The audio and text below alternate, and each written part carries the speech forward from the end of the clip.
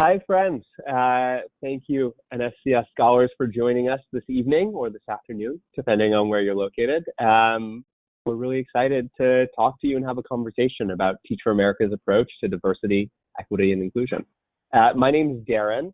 I am the VP of People and Performance for TFA, and outside of that, a trustee and board president for REACH, which is a startup university focused on job-embedded education for people of color, people living in rural areas, and people living in poverty.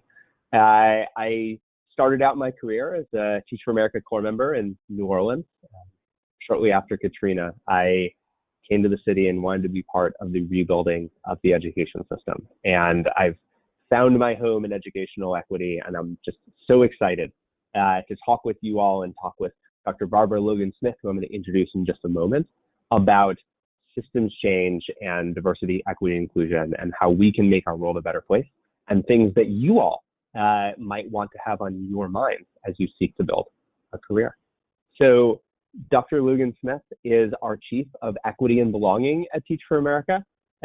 She is an incredible woman, and she's going to share with you our approach to DEI and what you can learn from that to help jumpstart your career. Before we jump into things, though, I just want to take care of a little bit of housekeeping. So first, please put any questions for us into the questions dropdown, and we'll do our best to get to those in the second half of the broadcast. So I'm going to start with interviewing Dr. Logan Smith about a few pre-planned things, and then want to bring out the things that will matter most to you. And throughout, you can also engage with us via the chat function. We also are cognizant that any conversation about diversity, equity, and inclusion has the potential to feel polarizing and divisive, sometimes even scary. So we hope you've joined us today to learn, listen, question, and participate in a productive and safe environment. And our hope is that we can create a space that feels safe for you all, and also brave for you all to ask complex questions, to know that your thinking is welcome, and that a place where we're all going to extend grace to one another. And so we hope that you'll keep that in mind as we engage in dialogue today, and as you all participate in the chat. And with that in mind, we've also crafted a couple of group agreements that we just want to ask folks to engage in, which are to engage in inquiry, but exercise empathy for one another, to listen for understanding, to seek to understand the perspectives of others, to expect and accept non-closure, and to experience discomfort and embrace that and recognize that it is something that leads to growth. And with that all in mind, and without further ado, I'm really excited to introduce and share a little bit about my good friend, Dr. Barbara Logan Smith. Dr. Logan Smith has more than 20 years of service to developing college students, business executives, educators, administrative leaders, kids in K-12 systems across the country, basically everyone. She's kind of my hero. Her roots as an educator began while serving elementary students in Milwaukee public schools, and she has trained thousands of educators and community members through the Efficacy Institute in her role there as vice president. She was also TFA's executive director of our Greater Delta, Mississippi and Arkansas region, now, as I mentioned earlier, our Chief of Equity and Belonging. And she currently resides in Jackson, Mississippi, on the land of the Choctaw, although I should be very clear that I am trying my hardest to recruit Barbara to move to Hawaii and be with me over here in the sunshine. It's great to be with you, Barbara. Is there anything you want to share about yourself before we jump into questions? Hello, I'm so excited to be with you all and to have this opportunity of sharing with you. And I simply want to say this will be a fun opportunity for us, as well as we hope an opportunity for you all to hear what we're up to and to use whatever is useful of it for your own selves, your own lives, your own leadership, your own learning. So excited to jump in, excited to be here, looking forward to this opportunity and this time. Awesome. So the first thing then, I think in order to learn from someone, you've got to know who they are. So I'd love for you to briefly bring us into your own personal story and how that relates to what you do and the work you lead at Teach for America now. Absolutely. Thank you for this question, Darin. This is always a fun question. When you've been in this work for over 20 years, you're like, where do I start and how long do I stay there? But I will start at the very beginning. I will start before the beginning of me, which is to tell you that my grandparents were sharecroppers in Mississippi. I live hours away from where my grandparents did the precarious, complicated, difficult, life-threatening work of being sharecroppers in this country. And so that has a ton to do with who I am and how I show up in the world. My mother actually picked cotton before they moved from the Delta, and they raised 10 kids across the Delta. And so there's an imprint there for me. Our family had all the things you could imagine, including having to run away in the night and including my great grandfather being killed by the Klan.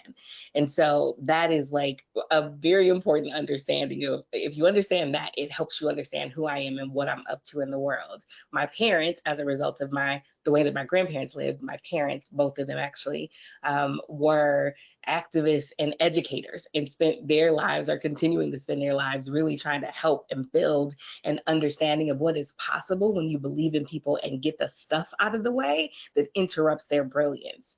So then you get to me, and I am an advocate believer in the brilliance of people. I understand my full purpose on the planet is to illuminate brilliance and to make it clear, especially in the places where people don't believe brilliance exists, that it absolutely exists. And so that is certainly oriented around my work with children. It's also oriented around my work with people of color. And it's also just oriented around my entire being, period. Everybody that I encounter, I'm reminding myself there's brilliance there. If I'm not seeing it, what is in the way? Who is in the way? How am I in the way of allowing that to shine in its full magnitude? So that's part of what I would say.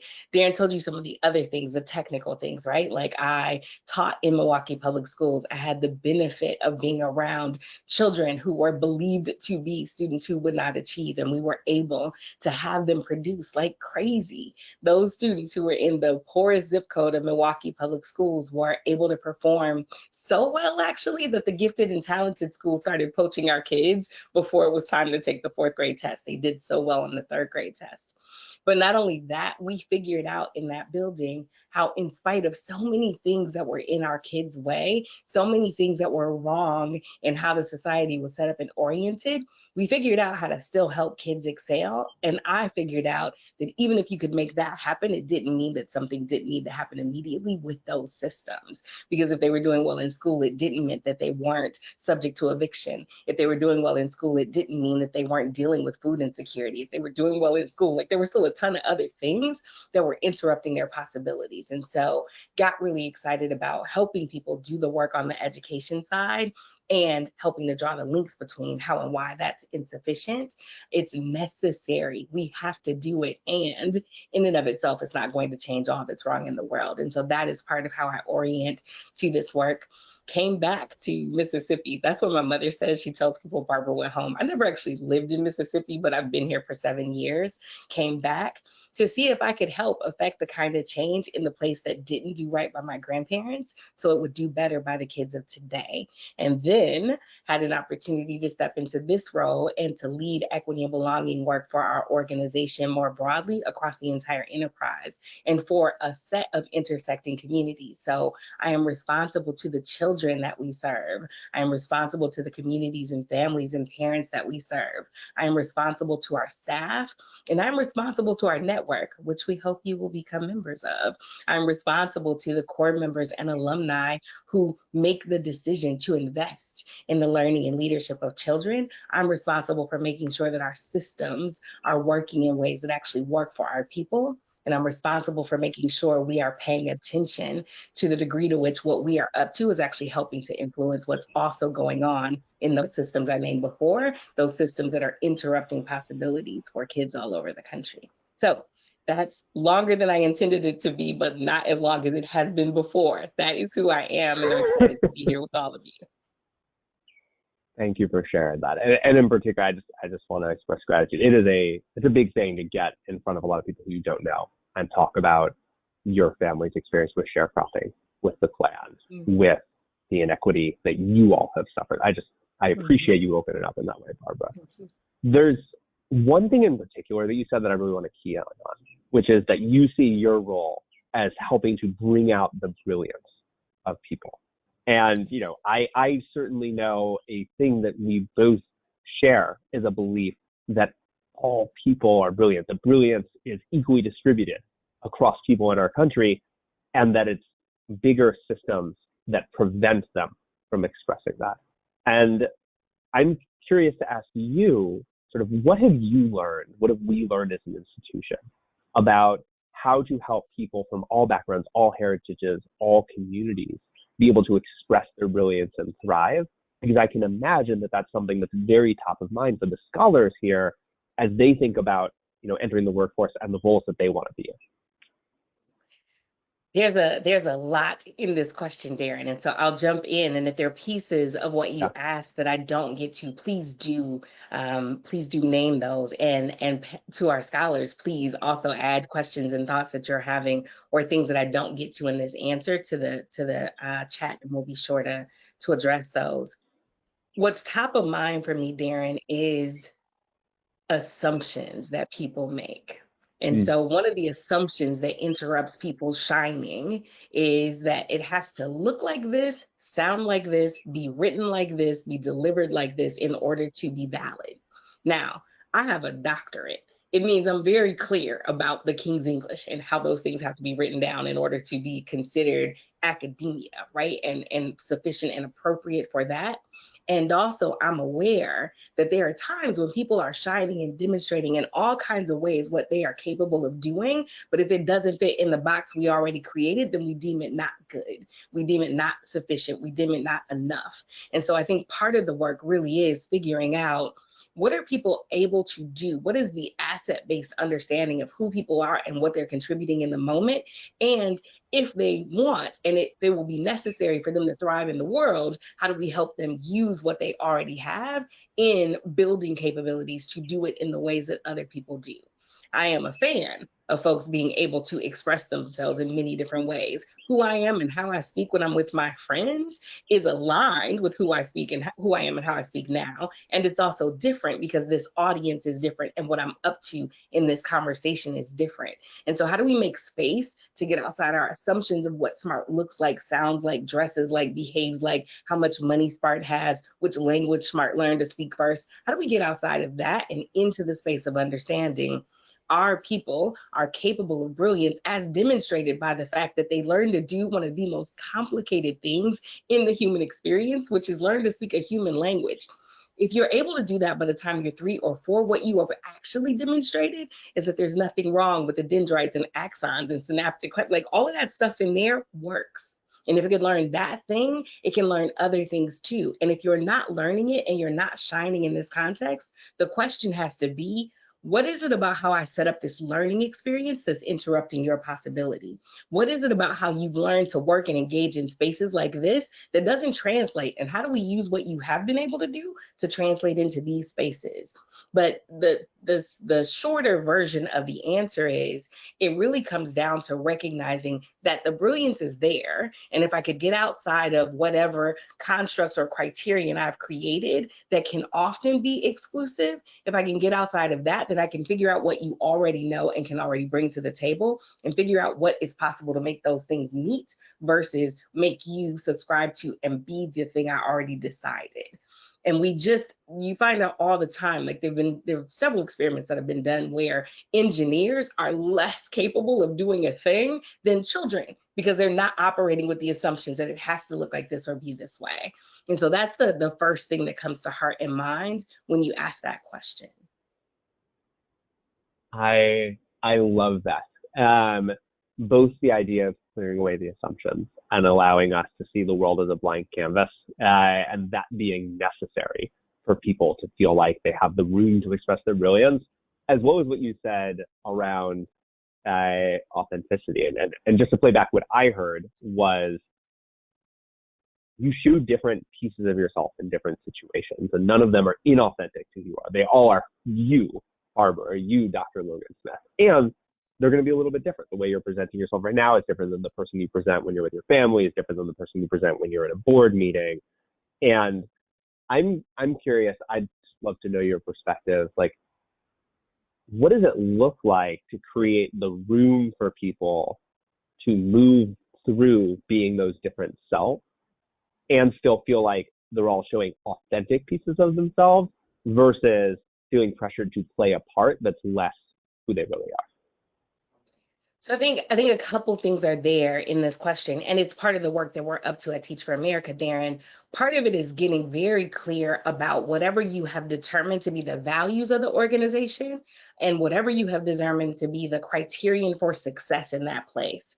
Part of what you've got to do is just do the real work of examining how rooted in archetypes is this? How much is this really about what people need to be able to do? And how much of this is about the last 5 white men who held this role? And so you have to do it the way they did it in order to do it properly. The other thing I would say about this is you've also just got to recognize that there actually is the goal communicating, whether you are doing it verbally or whether you are doing it through interpretive dance or whether you are doing it through something written. The whole purpose is to create an experience of understanding. That can actually be done well without a PowerPoint. That can actually be done well without being dressed in a particular kind of way. And so I think while I worked in schools, dress codes matter on some level. There's also a degree to which many of the dress codes that we hold are rooted in it has to look like this because this is what it has always looked like. And this is what a particular group of people who decided what things would look like looked. And so that's another piece of it. Doing that interrogation to figure out what of this is actually necessary for the work that we're trying to get done, and how much of this is rooted in who's held these roles and positions in the past, what they've looked like, and how they've done their work. And then the other piece of it that people often miss is to get into conversation with your people. Be really clear about what it is you're trying to achieve together and what that requires. I had a whole conversation with my staff about the fact that very often donors might pop into our office, and that meant something. It didn't mean we had to do whatever they were going to want us to do or look however they were going to want us to look, but it did mean that we had to have a conversation about what is professional attire in this space. What does it mean to be comfortable? What does it mean to not feel like you have to be looking as if you were about to have a performance with a top hat? What does it mean to also not look like you were about to go and garden? And it was something that I've held since I was teaching. How do I show up dressed in a way that makes it comfortable for me to do the work I'm going to do all day, while first and foremost indicating to the students that I'm going to work with that they matter and that I showed up for them today? And how do I set it up so that that is what they experience of me? So inside all of what I just said, what is the actual target that you're up to? How do you all together in conversation get clear about what it looks like to live into that? How do you investigate the nuances and tensions? Because there'll be some folks who are like, no, if you're dressed that way, you're not serious about work. And there'll be other folks who don't believe that. So how do you get into real dialogue and conversation and come to a place of understanding about what is truly required to do the work and do the work well, while being super intentional about letting go of archetypes, letting go of previously held ideas about it can only look this way or be this way. In fact, the moment that you say to yourself, it has to be this way, you're probably holding on to some original idea or edict, and that's just to be interrogated. You may come to the same conclusion, but don't simply operate on the basis of what has always been without really asking yourself, who's this including and who's it excluding? Who's it advantaging and who's it disadvantaging? And how is it actually helping us get to the work and get to the mission? And then I think the other thing that's connected to that is really paying attention to the data that tells you whether or not people are having an experience where they believe they belong and where they believe there's room and space for them to be authentic. Because sometimes we can convince ourselves, Darin's great, he's fine, all is well. But if I'm never actually in conversation with you, I don't know that that's true. And I don't know that you're feeling like there's actually space for you to be your authentic self and to be positioned to make a contribution that matters, both to you personally and to you professionally, as well as to the mission we've come together to achieve. Thank you. There's a lot there, so I'm not going to try and synthesize and play back all your brilliance, but I will share 2 things in particular that you said, which resonate with me. One, to think about archetypes of who's come before you and where you might be unintentionally internalizing that things have to be a certain way when they don't actually. And I think I've experienced that a lot as an Asian American man, seeing archetypes of leaders who sometimes were more about getting people to do things their way, then I naturally approach things, which is more about building consensus. And it's been really important to me at moments in my career to realize it doesn't have to be that way. And actually, no one's even telling me it must be that way. I'm just assuming it must be that way because of what I've seen in my predecessors. And then another thing that you said that really resonated with me was, I'm not doing this work alone. And talking with people and being in dialogue with people. And I think there's lots of moments where it's easy as you're trying to figure out, how do you fit in? How do you express yourself, to feel really isolated and forget that we're all trying to figure this out together. And the more that we're talking about this and breaking down walls, the better we're all going to be. So Absolutely. Thank you for that. Absolutely. Yes. Thank you. Before I move on to the next question, I just want to highlight for folks, because I think some folks have had a little bit of trouble here. If you're not able to access the chat box, there's a specific box called questions where you can pose questions to Barbara and me that we're going to be able to circle to at the end. So I've seen some come through, but for anyone who's having trouble with chat, just go to the questions box, please. And thank you for folks who've shared stuff already. Okay. My next question to you, Barbara, you mentioned one word you used was interrogating. We've got to interrogate things, and I love that. So I want to ask you this on two levels. One, as an employer who's trying to create an environment that is equitable and where all people can belong, what are the questions we are asking ourselves? And then for all of our scholars here, what are the questions that they should be asking their employers to find the right place where they're going to encounter an environment that is equitable and where they can belong? Yes. So we designed a set of racial equity principles, and we ask ourselves questions along that. And so I'll share a couple of those and then just add some general thoughts about this. But one is, do people actually feel seen, heard, supported, and clear because of their identities? Not in spite of or what, no, but because we ask people to come with a plethora of different identities, we're also asking the question, do they feel like they belong here? And we do a series of assessments annually. We use a company right now called Culture Amp. And so 3 or 4 times a year, we ask the question, how are you feeling about working here? Do you feel engaged? Do you feel like your ideas are valid? Do you feel like you belong? Do you feel like people are listening to your input? Those kinds of questions we ask routinely to keep track of what's our data? How are people actually doing?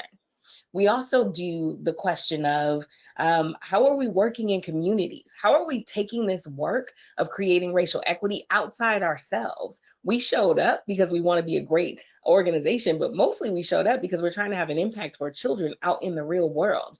And so how are we actually embedded outside of ourselves and really creating a different set of realities alongside a host of other people who live, learn, and work in those communities to affect change that will be lasting?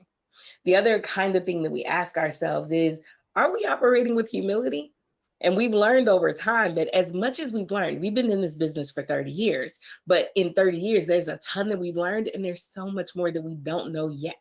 And so we have to act with humility, remembering that the people who are of and from these communities, and by the way, many of our staff members are of and from the communities that we serve, but alongside everyone else that lives in those communities, are we in real conversation with them? Are we building an understanding of what they see, what they want, what they believe a quality education is, what they believe is best for their children? Are we connected to and understanding that and not operating as if we hold the universal answer to what is right for their children?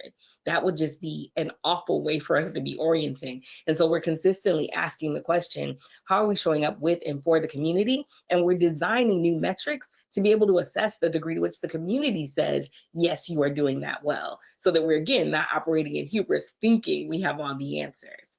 The other kinds of things that we're asking about is, how are we seeing ourselves put down the tenets of white dominant culture? So something like perfectionism, how are we letting that go? How are we actually creating space for real humanity to show up because, by the way, real humans aren't capable of perfection. It's not a human tendency or capacity or characteristic. And so we're asking questions like that. How are we letting go of really clinging to the written word as the only way of knowing and being and documenting history when there are whole societies of people who lived on oral tradition and continue to do so? And so that's another one of the things. But the other thing I'll just name is that we've also learned from our partners in this work that you've got to ask real questions when there is dissonance between what your systems data says and what your people say. So we run a host of, if you get connected with us, you will know we care a lot about survey data. We care a lot about data. We spend a ton of time looking at it and trying to understand, are we having an impact? Yes or no? To what degree? For whom are we not? Like, let's get to work on understanding that. But what we've also learned in the last couple of years is that when your system says all is well and your people say it is not, you've got to ask yourself the question, where's that dissonance coming from? And you've got to lean into making sure you don't have so much quantitative data that you're drowning out the voices of your people. If your people are telling you something's amiss and your system is saying it's not, then there's two things you've got to ask. What does this data look like disaggregated? And what does this data look like when I'm not paying attention to the average? Aggregated data can do something like not show you that while your BIPOC population looks like everything is great, what is actually happening is that something different is happening for Black folks on your team. What disaggregated data can show you is that even among your Black folks, you've got two different things happening. For one group, things are great, and for another group, things are not. And you've got to interrogate that and understand it. But if you only look at the level of the system's data, you might not discover that. You might not discover what is actually happening within the many communities that make up BIPOC. How are all the communities doing separately, and how's everybody doing in relationship to each other? And holding all of that positions you to ask different questions. That different question positions you to understand a very different thing about where you are, and therefore positions you to do really different things to support it and to create the change you're looking for. Another thing I'll name is we also ask ourselves consistently now, who are the decisions that we're going to make? Who are they advantaging? Because sometimes when people talk about racial equity, they only talk about the disadvantages that are happening to communities of color. That is part of the story. It's important. You've got to ask about that. But asking about that alone masks the advantages that are happening for tons of people, and mostly people who look a particular kind of way and fit into a particular kind of archetype. And so we ask ourselves routinely, who's advantaged, who's disadvantaged, and what do we need to do to mitigate that? What do we need to do to actually create an opportunity for everyone to be thriving here? And I'm going to pause because I see you want to ask a question about something. No, it's just, you're just sharing so many brilliant things. I want to clear back a little bit. I know Please. people are going to get a recording, but I want to make sure we're able to hold on to this. Part of what I'm hearing from you is what we've learned as an institution, and therefore what scholars might be thinking about as they look at institutions and think about where they want to be, is what are the data that they collect? How do they use those data?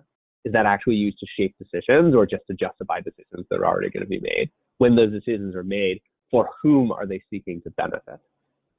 When we're looking at the data, are we looking at just averages, or are we disaggregating it to get at the experience of different people? Because sometimes the experience of really important subgroups can be missed in the flood of data if they're not disaggregated.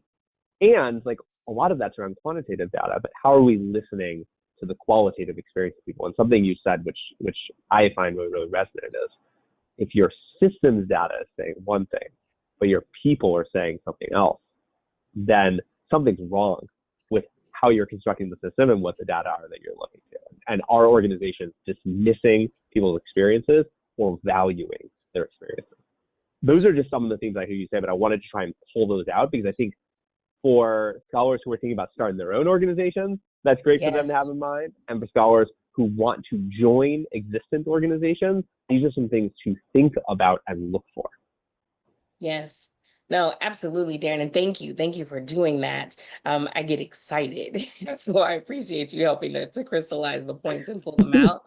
And the other thing I would say is also just to ask, how are you considering racial equity in the work that you're doing? If you're in banking, how are you thinking about racial equity? How are you thinking about equity within the organization and beyond it? If you are going into any line of work, honestly, to be asking, how are you thinking about creating greater equity? What kinds of practices do you have internally? And what kinds of practices do you have externally? I'll name for us another major body of work is we're doing a compensation overhaul and really just looking to see where in our practices of how we support our people is there equity, and how does that equity work inside the organization, and how does it work outside the organization? And so that's the other thing that I would add to what scholars can be thinking about and how they can be positioning themselves in their own lines of business, as you said, but as well as they are interviewing prospective employers, because they're not just interviewing you. You have an opportunity to interview them to figure out, are they showing up in the world in ways you want the company you work for to be contributing both to you and to the world more broadly? That last one especially, as someone who is in charge of a lot of hiring, like really, really resonates with me. I always think about the interview process as much me figuring out is someone the right fit for my team as it is them figuring out, is this a place that I want to be pouring 30, 40, 50 hours a week into? Is this the place where I feel like I'm going to belong, where I'm going to get energy, where I'm going to learn and grow? And it really is a two-way feeling out process. Yes, indeed. Indeed. You are a brilliant commodity for any organization. Every single scholar on this line, you have something to contribute, but you get to decide where you're going to make that contribution. And so you should be as diligent as any employer in investigating, is this going to be a great place for me? Is this going to be a place where I can be who I am and make a contribution that will matter to you and to me? And so as you go into interviews, not to be like, so tell me about, like, not like that, right? Like there's a way to engage folks, but to really spend the time getting to know them as much as they're getting to know you to figure out, is this really going to be the best place for me to do the work I have before me? So let's dive a little bit deeper onto that piece. So for our scholars, when they are interviewing for roles, they're feeling out a potential future employer. To your point, it can feel a little bit delicate. How do I ask these types of questions? I could imagine someone being worried that they will come across as offensive, someone worrying that they could ask a question in a way that would actually diminish their likelihood of getting the role, even though the information is so important to them. So from your perspective, what's the right way to go about it? So there are a couple things to keep in mind. And one is, make sure you've done your diligence. By the time you walk into that room, they will have read your resume. They will probably take a look at your social media presence. Like, they will have a sense of who you are. All your application materials will be in front of them. Make sure you've done the same kind of work. Scour their website, see who speaks for them, see what they talk about, see what their social media presence is, and see what they've declared their values and policies and procedures and commitments to be, both to the world and to their employees. And then you can use that as a way to get into the conversation. So one of the, I'll role play, right? One of the things that I'm really interested in, Darin, is making sure that I am having the kind of experience that really allows me to make a contribution that is going to be incredible for your organization. But what I've learned is you do that best when you're in a company that has the kinds of core values I saw that you all have. And so you have a value of pursuing equity. I'm really curious if you could help me understand how I'll experience that as an employee, and how I'll experience that both as somebody working here, but also as somebody who's trying to create and reach the targets that you've set, right? That question, I'll now step out of role play and tell you what I was up to. I am using your stuff, Darin, to get into a conversation with you about what I can expect to see and experience, right? Darin, I saw on your website that you all have spent a lot of time over this last season, particularly with everything that's happened in the world and the racial reckoning that's been happening. I see that you all did an equity assessment. I'm really curious if you could share with me the top 3 things that you all are up to, and what I'll be able to see the organization, see and contribute to the organization doing and being as a result of what you learned. Again, rooting this question in what they are telling me that they're up to, so that I can find out very specifically what's happening. It is really helpful to speak to a company through its own core values. And if you're doing it in that way, then there's actually no aggression or no energy of like hostility, because you said you were a thing. Help me understand how you're a thing. That's one thing I'd You're recommend. already putting out into the world, this is who you are. I'm just trying You to said understand it. it better. Help me see it, because you said it was going to be a thing. Help me see it. The other thing I would do is ask about things that are also in the world. I was reading a Forbes article. They were talking a lot about how women are often on the wrong side of the pay scale for doing the exact same jobs as men. And everything that I've read about you indicates that's not what I would experience here. But can you help me understand how you're addressing equity for women, equity for people of color?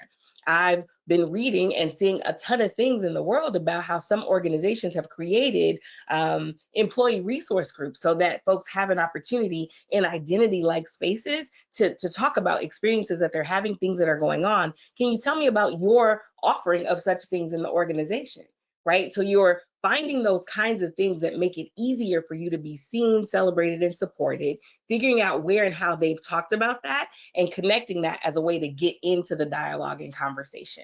And then the other thing to do, if you don't want to do any of those things, is just say, can you help me understand how I will know how I am doing in this organization, and how I will be sure that my identity contributes to me being successful here, as opposed to my identity being something that actually ends up holding me back, because I really want to make a strong contribution to your mission. And being able to connect their mission to yours, your why to their why, and then use that as a way to get into the conversation is another technique you might use. Those are some of the things. I could talk about this all night, but those are some of the things that come to mind immediately, Darin. Those are great questions. For the record, Barbara, you're hired. Yes, awesome. Okay. I would love to ask you my questions all day long, but I want to make sure we leave room to go to some of the questions that people in the audience have posed. And as a reminder, as we're going through these, if this is sparking additional questions for any scholars, use the questions box, add them in. We're going to get to as many as we can.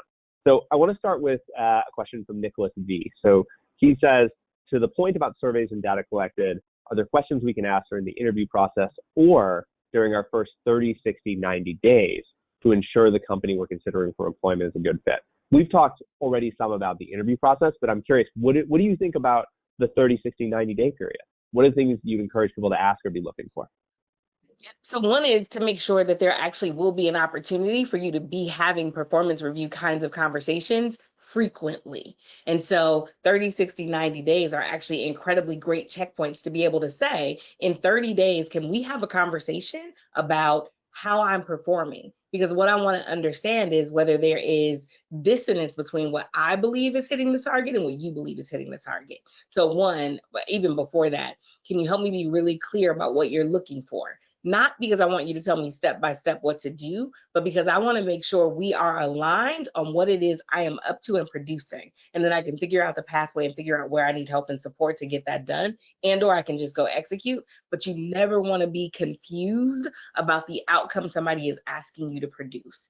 So that's one thing. The other thing is, in these original conversations, you're hired. Darin said I was hired. Great. So Darin, now my questions for you are, can we have a conversation in the next 30, 60, 90 days where I have an opportunity to get super clear about the end product, what you want to be true in 90 days, and I have checkpoints along the way that are going to help me make sure we're still aligned. Because if we get to day 60 and I'm over there and you wanted me to be over here, I'd like to know that. And in fact, if we have this conversation at 30 days, it will help me be on my path to that. And so that's another thing that I would say, to set yourself up to be in those kinds of conversations and checkpoints. The other thing, though, is to ask about the company's orientation to data. And so will you be paying attention, similar to what our organization does, will you be paying attention to what is happening with equity and other indicators of employee health and wellness along the way? How will I be able to tap into those? Where will I see that data? Is there a dashboard? How do I get an understanding of how the organization is performing? And how do I get an understanding of how I'm contributing to that or not in real enough time to make adjustments, is another thought that I have. But the other thing really does go back to something I said for the last answer, which is you really want to do your due diligence on the company ahead of time. And so a lot of this kind of information is on their websites and or public in some other form. And so you want to see if you can connect with other employees. You want to see what their social media presence looks like. You want to have a very good sense of who they are ahead of time and of what things they've already put in place to support their employees. And that's another question that you could ask just generally. Help me understand what it looks like as an employee here to be supported, celebrated, and seen by this organization. What are your practices for that kind of human resources, people team kind of work in support of your individuals? Both, what will I find individually as an employer? What are the other opportunities for me in affinity groups with other folks like myself? And what are the other programs and pathways that you have for advancement and success? I often find people wait until they've been a place a year and then are like, how do I wanted to achieve, I thought I was going to get a promotion. You want to ask those questions about what that looks like and how that happens well before you are 30, 60 days down the road. If you have those kinds of questions in the beginning, in the interview, and after you've been hired, you'll be better positioned to make decisions about how to navigate through the company. That is great advice. A common strand that I see across a lot of things you said that I want to pull out is to take the implicit and make it explicit. Yes. So every company, every manager is going to have unstated expectations for what level of quality you should produce, what goals you should be hitting, what it takes to be successful. And part of something that we can do, if they don't do it on their own, is draw that out explicitly, because some folks are able to intuit the rules of the game and other people aren't. And if we want a level playing field, if we want a place where we can all thrive, we all need to know what it is actually people are looking for. That's right. I'll make a plug for an organization. There's a book called Managing to Change the World. I'll say it again. It's called Managing to Change the World. It's written by the Management Center. And it's a book for managers, but I would have all my staff members read it. Because it also helps you think about how to help yourself be managed. And it talks about exactly what you were just describing, Darin. It talks about how do we actually position ourselves to get really, really clear about what people are asking us for. There's a technique that they teach called the repeat back. Part of what Darin has been doing in this interview is the repeat back. What I think I heard you say was, the brilliance of that is that it sets you up to say, it sets the manager up to say, no, that's not what I meant at all. And then you can get clarification in the moment before going off. When I was a kid, my parents would say to me all the time, why didn't you ask? And I'm like, I didn't know it was a question. I didn't have a question. I thought I was right. That's what you get for thought. I'm like, but you tell me to think all the time. It was this really circular ridiculousness. But what I figured out as an adult now is if you ask questions about what you've been asked to do, you actually get an opportunity in a repeat back to get clear about whether you understand it or not, so that you can then be off on the right thing instead of off and working really hard on the wrong things. And so Managing to Change the World is a book I highly recommend because it's for managers, but it will support you in being managed well. That is great advice. And as someone who's read that book, I agree. Fantastic book. Everyone should read it. I'm going to go to another question from the audience that is along a similar theme. So we're suggesting lots of things to ask, lots of things to do. And the question is, how do you do these things? How do you ask these questions without unintentionally coming across as being a difficult person to work with? This is vitally important, right? So I'm a Black woman in the world. I'm very clear that there is a stereotype or trope of the angry Black woman. And there are a lot of reasons why I might be angry. And yet this idea of creating a stereotype to frame it doesn't work. But it is something I have to be aware of as I walk through the world wearing this skin. And so I appreciate the question. There's a couple things that I will say about it. One is to do whatever you must to actually not be mad and angry in the moment, because the world gives me all kinds of reasons day to day to be angry. And if I actually am angry, then I've got to figure out how not to visit that in this conversation with Darin, who actually didn't do anything to me, right? Like the world has done a set of things to me, but it doesn't mean Darin has in this moment. And so one thing just to name is actually be sure that's not what's happening. The other thing then is to really offer it from a place of I'm curious, I really want to understand, right? And so I have a lot of experience framing things at Teach for America because we're very intentional about how do I set this up so that people hear it, so that people feel welcome, so that people feel seen and understood in this space. And so I would orient you towards holding the value that we have of act with humility as part of how you enter into the conversation. Not because I'm asking you to defer to the man, not because I'm asking you to like put aside your own understanding of who you are, your confidence, your swag. Like I'm not asking you to put those things away, but I am saying just be mindful that you're entering into a conversation with another human being. And so there's something about being clear about that that allows you to actually operate from a place of curiosity and not a place of judgment. That said, in the check yourself column, right? Then what you want to do is in this conversation, you simply want to orient from a place of curiosity. I really understand your mission and your mission matters to me. Darin, I want to come into this organization because you care about kids and I care so much about children being positioned to learn, lead, and thrive. I think that's your language. That's what I want to do too. But I know that in order to do that kind of work, which really does require real attention, real time on task, real investment, for me to be at my best to give that, I'm really going to want to feel supported. And so I just want to understand what your organization is doing in service to supporting its employees, and in particular, in supporting employees like me, right? There are things about my identity that might make it less capable, might make it less inviting for me to be me and show up in this space. But I believe that this is the kind of organization that thinks about those things and attends to those kinds of things. Can you tell me what that looks like? Now, again, stepping out of the role play and into describing what I'm up to. Again, I'm talking to him through his own language, but I'm also now connecting very specifically to the mission. What you said you were going to be up to is this, and I want to be up to that with you. And I know there's a certain way I need to be treated in order to do my best. I want to give you my very best work, my quality work, and I want to learn and grow with you. And this is what's going to position me to do that well. And if that's not what your organization is up to, I can hear that. I want to understand what you are up to in service to this kind of thing. And so that's what I would offer you. Not inauthentic, not being yourself, but positioning the question in a way that's more likely to get it heard. It's more likely to be heard as a genuine question and inquiry, A, if it really is, and B, if you connected it to what they're up to, as opposed to simply coming in hot, like, so what are you doing to support Black women that look like me? So what are you doing to make sure that everybody's seen, heard, and celebrated? If the question is framed just as the question itself, it's more likely to be perceived, even if it's not.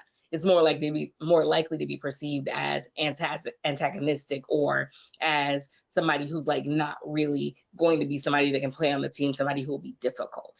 And you can also ask the question beyond yourself. I'm curious what this looks like, for what this will look like for me, but also what it looks like for everybody on your staff.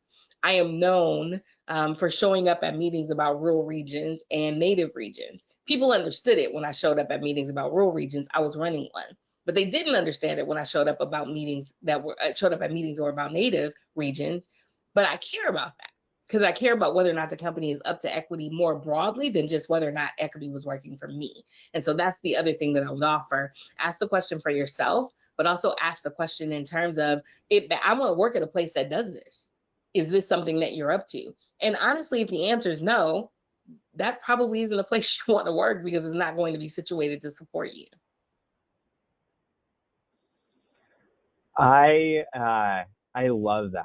I love that. And in particular, the last thing that you said, right? There's a world in which you go into these conversations seeking to build relationships, doing your own self-work to ensure that you're not holding people accountable for things that other people did to you, being, positive, and people still take it the wrong way. People are still put off.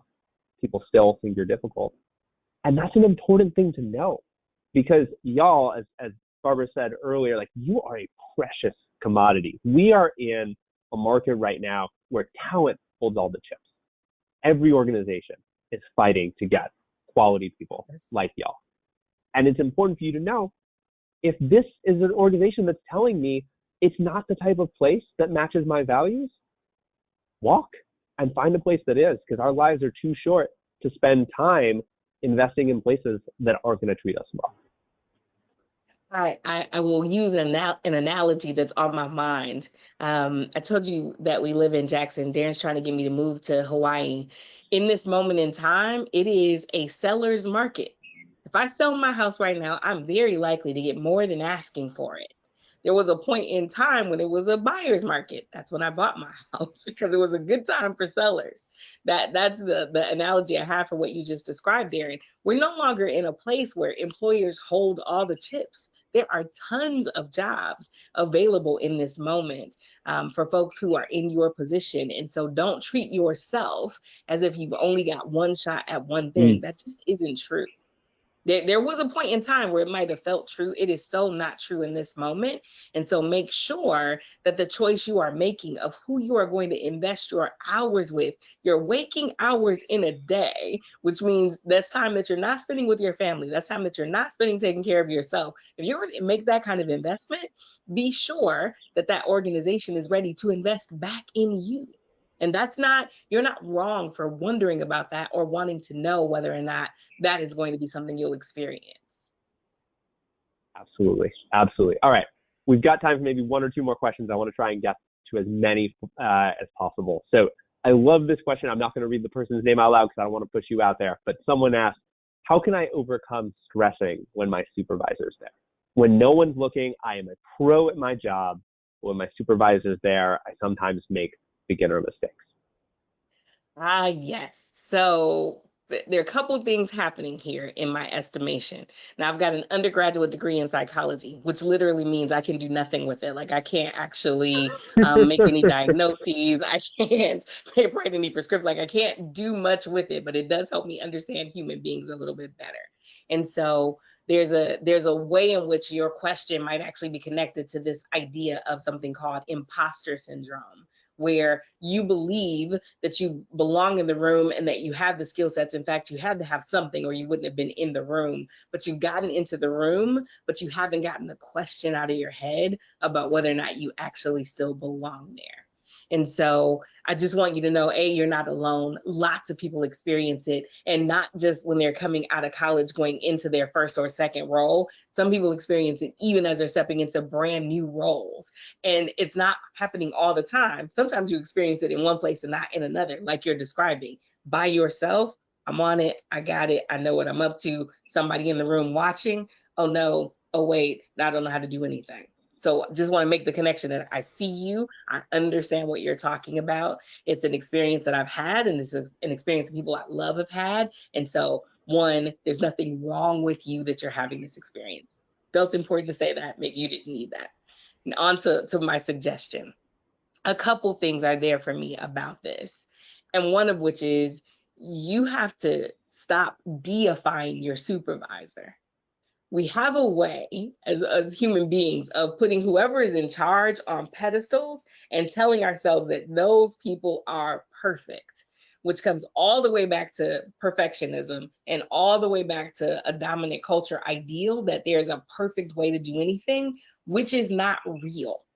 It's not a human tendency. And in the places where we expect perfection, like flights, you have multiple people and multiple systems in place because we know human beings aren't capable of perfection. And so one of the pieces of work for you is really to spend some time investigating how to put that down. Your supervisor is not perfect, and you won't be either. It takes real work. You got to do some my stuff for that: journaling, meditating, reading. Like I do a ton of stuff to keep reminding myself of my own brilliance. The second thing that I'll come to, which is related, but a different way to talk about it, is you're experiencing a little bit of mindset issue. And so there's this concept of growth mindset, and there's this concept of fixed mindset. I'm sure you've run into them. I won't belabor the whole thing. Suffice it to say, when you start to have those kinds of questions, it interrupts your focus. So some people talk about growth mindset as like, think you can do anything. That's not what it really is. What it really is an understanding that there's a way to organize your effort that allows you to hit the target. And if anything interrupts your confidence, it interrupts your effort.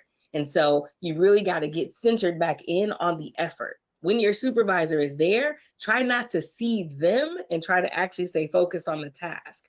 My own example of this, I was training a room full of 60 people. My supervisor walked in and started frowning and looking at his watch and flipping pages in the manual I was presenting. And I was like, oh no, not only am I in trouble, I'm in trouble in front of all these people. And he's been known to sit trainers down when they don't do well. Oh no. What ended up happening is for about 10 good minutes, I didn't know what I was talking about, and I was focused on him. And what I literally had to do is, in my own head, I called a break, and in my own head, I said, Barbara, you are not here to impress him. And the longer that you keep thinking about him, the more mistakes you're going to make. What are you here for? And centering myself back on the target, I am here to produce an experience that helps these people learn, actually allowed me to refocus my effort on that. Effective effort from my prescription, from my definition, is 4 things. It's being super clear about the target you're trying to hit or get closer to. It's being tenaciously engaged, which means all attention on the task, not on whoever's watching you do the task. It's focusing on feedback, so you're paying attention in real time to where you're doing well, where you're having difficulty. And then it's ongoing strategy formulation, using that feedback to make decisions in the moment about what to do differently. That's a lot, but that's what I would say. You'll get the recording. Maybe you'll listen to it again if it all went by too fast. But that's what I would point to. You got to do the real work of setting yourself up to stop holding them as perfect and stop holding them as the exact standard of what to be. And then you got to get yourself centered back on your target and back on the effort that it's going to take to hit that target. The more you focus on that, the less distraction you'll have from other people. And then the last thing I'll say about all of this is to remember, you wouldn't be in the room if you couldn't do the thing. You wouldn't have been invited in the room if you couldn't do it right now, or you couldn't learn how to do it, and stay centered on that and not whether or not you're worthy enough, good enough to be doing it. As long as you're letting those questions hold real estate in your head, you're not going to have enough attention to do the work that's in front of you. That's my offering. I hope it's helpful. That is a great offering. I would only add one small other thing, which is I think that's great advice for what you can do if you're experiencing this. But I'll just say, as someone who leads teams and manages people, I don't think it's only on you to solve it. And I would, as a manager, I would want someone to tell me this, because it's on me too. If I'm making people feel nervous, to change something about how I'm showing up so they don't experience that. I agree with that. All right. Very much. I wanna keep this going forever, but I know we're coming up on time. So first, I want to say thank you, Barbara, for joining us tonight, and ask, is there anything you want to leave the room with? Oh, I think the thing that I will leave you with is just a reminder, based off that last question in particular, just a reminder that the way the world is set up, it frequently sends you signals that something's wrong with you, that you're not good enough, that you're not smart enough, that you're not in the right place in your class, that you didn't get the right grades for every single class. Like, the world is set up to send you signals right now that you are not the one. The world is wrong. You are the one. You are the one who is uniquely positioned to make an offering to this world, to make it better than you found it, to make a contribution because of your identities, because of your experiences. You are in a place to offer something that nobody else can. And don't let anybody, not even you, interrupt your possibilities of learning, leading, and thriving, of creating a contribution that this world would never have seen if you weren't in it, doing what you are up to. I wish you the very best, and mostly I wish you good effort. I don't wish you good luck, because I would never leave your lives to circumstance and chance. I leave it to your powerful capacity to put forth effort to make something different than you found it. Be well, do well, and I hope to encounter you in the future. And yes, I think you should create a LinkedIn profile, and you should find mine. I'd love to be connected to you. I would say the same thing. If anyone wants to add me on LinkedIn, I'd love to stay in y'all's lives. Thank you, NSCS Scholars, for spending the evening with us. And if you could help us out by answering a quick survey, we'll put it in the chat. I think we might put a QR up on the screen as well. This is going to help us make these events even better moving forward. Dr. Logan Smith wasn't lying when she said we'd like to collect feedback. We use it. We take it really seriously. So thanks, y'all, and hope to stay connected and hope to see y'all again soon.